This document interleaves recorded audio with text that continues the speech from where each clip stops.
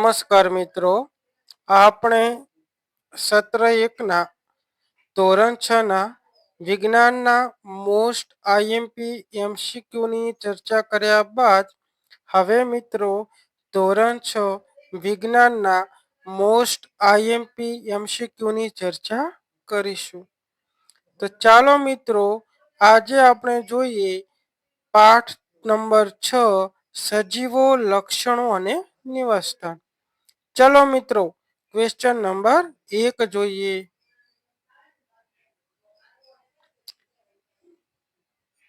કોને રણનું વાહન કહેવામાં આવે છે? કોને રણનું વાહન કહેવામાં આવે છે? એ યાક, બી ઊંટ, સી હાથી, ડી કાંગારૂ. મિત્રો કોને રણનું વાહન કહેવામાં આવે છે? કોને રણનું વાહન કહેવામાં આવે છે? તો આપણે જોઈએ તો ઓપ્શન નંબર બી આવશે. શું આવશે મિત્રો? ઓપ્શન નંબર બી આવશે, ઊંટ. શું આવશે? ઊંટ. ચાલો મિત્રો ક્વેશ્ચન નંબર 2 જોઈએ. નીચેનામાંથી કયું દરિયાઈ પ્રાણી છે? જેનામાંથી કયું દરિયાઈ પ્રાણી છે? એ દેડકો, બી બગલો, સી હાથી, ડી કરચલો. તો મિત્રો નીચેનામાંથી કયું દરિયાઈ પ્રાણી છે? એ દેડકો, બી બગલો, સી હાથી, ડી કરચલો. તો મિત્રો આની અંદર જવાબ આવશે. શું આવશે? શું જવાબ આવશે દરિયાઈ પ્રાણીમાં? ડી કરચલો. શું આવશે? ડી કરચલો. શું આવશે? ડી કરચલો જવાબ આવે છે. ચલો મિત્રો ક્વેશ્ચન નંબર 3 જોઈએ. કયા જલચર પ્રાણીને શ્વસન માટે ઝાલર હોતા નથી? એ માછલી, બી વ્હેલ, સી ટેડપોલ, ડી આપેલા તમામ. કયા જલચર પ્રાણીને શ્વસન માટે ઝાલર હોતા નથી? એ માછલી, બી વ્હેલ, સી ટેડપોલ, ડી આપેલા તમામ. તો મિત્રો આની અંદર જવાબ આવશે કે જેને ઝાલર હોતા નથી. તો એમાં એની અંદર જવાબ શું આવશે મિત્રો? શું આવશે જવાબ? બી વ્હેલ. શું આવશે? બી વ્હેલ. ચલો મિત્રો ક્વેશ્ચન નંબર 4 જોઈએ. નીચેના પૈકી કયું જળચર પ્રાણી છે? એ ડોલ્ફિન, બી દેડકો, સી સાલામંડર, ડી યાક. મિત્રો નીચેના પૈકી કયું જળચર પ્રાણી છે? એ ડોલ્ફિન, બી દેડકો, સી સાલામંડર, ડી યાક. તો મિત્રો આની અંદર જવાબ આવશે કયું જળચર પ્રાણી છે? તો ડોલ્ફિન આવશે. શું આવશે મિત્રો? ડોલ્ફિન. ચલો મિત્રો ક્વેશ્ચન નંબર 5 જોઈએ. બર્ફીલો દીપડો એ કયા પ્રદેશનો પ્રાણી છે? એ રણ, બી પર્વતીય, સી જંગલ, ડી ઘાસના મેદાન. બર્ફીલો દીપડો એ કયા પ્રદેશનો પ્રાણી છે? એ રણ, બી પર્વતીય, સી જંગલ, ડી ઘાસના મેદાન. તો મિત્રો આની અંદર જવાબ આવશે. આની અંદર જવાબ આવશે. શું આવશે મિત્રો? બર્ફીલો દીપડો એ કયા પ્રદેશનો પ્રાણી છે? તો પર્વતીય આવશે. શું આવશે? પર્વતીય. ચલો મિત્રો ક્વેશ્ચન નંબર 6 જોઈશું. કયું પ્રાણી પર્વતીય વિસ્તારમાં જોવા મળે છે? કયું પ્રાણી પર્વતીય વિસ્તારમાં જોવા મળે છે?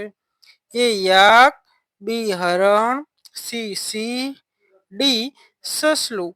તો મિત્રો કયું પ્રાણી પર્વતીય વિસ્તારમાં જોવા મળે છે? તો જવાબ આવશે એ યાક. શું આવશે? એ યાક. ચલો મિત્રો ક્વેશ્ચન નંબર 7 જોઈએ. ચલો મિત્રો ક્વેશ્ચન નંબર 7 જોઈએ. નીચેનામાંથી કયું સજીવ છે? નીચેનામાંથી કયું સજીવ છે? એ વાદળ, બી લજામણીનો છોડ, સી વિમાન, ડી આગગાડી. તો મિત્રો નીચેનામાંથી કયું સજીવ છે? કયું સજીવ છે? તો શું આવશે મિત્રો? લજામણીનો છોડ આવશે. શું આવશે? લજામણીનો છોડ. ચલો મિત્રો ક્વેશ્ચન નંબર 8 જોઈએ. કઈ વનસ્પતિના ફૂલો માત્ર રાત્રે જ ખીલે છે? કઈ વનસ્પતિના ફૂલો માત્ર રાત્રે જ ખીલે છે? એ ગુલાબ, બી લજામણી, સી સૂર્યમુખી, ડી પોયણા. તો મિત્રો આનો જવાબ આવશે કે કઈ વનસ્પતિના ફૂલો માત્ર રાત્રે જ ખીલે? તો આવશે જવાબ શું આવશે? લજામણીના નહીં આવે પણ પોયણાના આવશે. શું આવશે? પોયણાના. ચલો મિત્રો ક્વેશ્ચન નંબર 8. ક્વેશ્ચન નંબર 9 જોઈએ. આસોપાલવનું વૃક્ષ નીચેનામાંથી કઈ લાક્ષણિકતા ધરાવતું નથી? આસોપાલવનું વૃક્ષ નીચેનામાંથી કઈ લાક્ષણિકતા ધરાવતું નથી? એ શ્વસન, બી પ્રચલન, સી પ્રજનન કે ડી વૃદ્ધિ. તો મિત્રો આસોપાલવનું વૃક્ષ નીચેનામાંથી કઈ લાક્ષણિકતા ધરાવતું નથી? તો જવાબ શું આવશે? શું આવશે? પ્રજનન. શું આવશે? પ્રજનન. ચલો મિત્રો ક્વેશ્ચન નંબર 10 જોઈએ. કઈ વનસ્પતિમાં પ્રકાશ સંશ્લેષણની ક્રિયા પ્રકાંડ દ્વારા થાય છે? એ આંબો, બી લીમડો, સી આસોપાલવ, ડી થોર. કઈ વનસ્પતિમાં પ્રકાશ સંશ્લેષણની ક્રિયા પ્રકાંડ દ્વારા થાય છે? તો જવાબ શું આવશે મિત્રો? થોર. શું આવશે? થોર. ચાલો મિત્રો ક્વેશ્ચન નંબર 11 જોઈએ. અળસિયાનું શ્વસન અંગ કયું છે? અળસિયાનું શ્વસન અંગ કયું છે? એ મીનપક્ષ, બી ઝાલર, સી ચામડી, ડી એક પણ નહીં.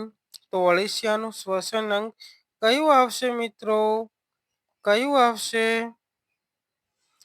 તો શું આવશે? અળસિયાનું શ્વસન અંગ કયું છે? તો ચામડી આવશે. શું આવશે? ચામડી આવશે. શું આવશે? ચામડી. ચલો મિત્રો ક્વેશ્ચન નંબર 12 જોઈએ. વનસ્પતિનું શ્વસન અંગ કયું છે? એ પ્રકાંડ, બી મૂળ, સી પર્ણો, ડી એ અને બી. મિત્રો ક્વેશ્ચન નંબર 12. વનસ્પતિનું શ્વસન અંગ કયું છે? એ પ્રકાંડ, બી મૂળ, સી પર્ણો, ડી એ અને બી બંને. તો મિત્રો વનસ્પતિનું શ્વસન અંગ તરીકે શું આવશે? શું આવે મિત્રો? વનસ્પતિના શ્વસન અંગ તરીકે પર્ણો આવે છે. જવાબ શું આવશે? પર્ણો. ચલો મિત્રો ક્વેશ્ચન નંબર 13 જોઈએ. નીચેનામાંથી ઉભયજીવી પ્રાણી કયું છે? એ સાપ, બી કેમેલિયોન, સી ઉંદર, ડી દેડકો. તો મિત્રો નીચેનામાંથી ઉભયજીવી પ્રાણી કયું છે? ઉભયજીવી પ્રાણી કયું છે? તો જવાબ આવશે ડી દેડકો. ચાલો મિત્રો ક્વેશ્ચન નંબર 14 જોઈએ. માછલી કયા અંગ દ્વારા પાણીમાં ઓગળેલો ઓક્સિજન મેળવે છે? માછલી કયા અંગ દ્વારા પાણીમાં ઓગળેલો ઓક્સિજન મેળવે છે?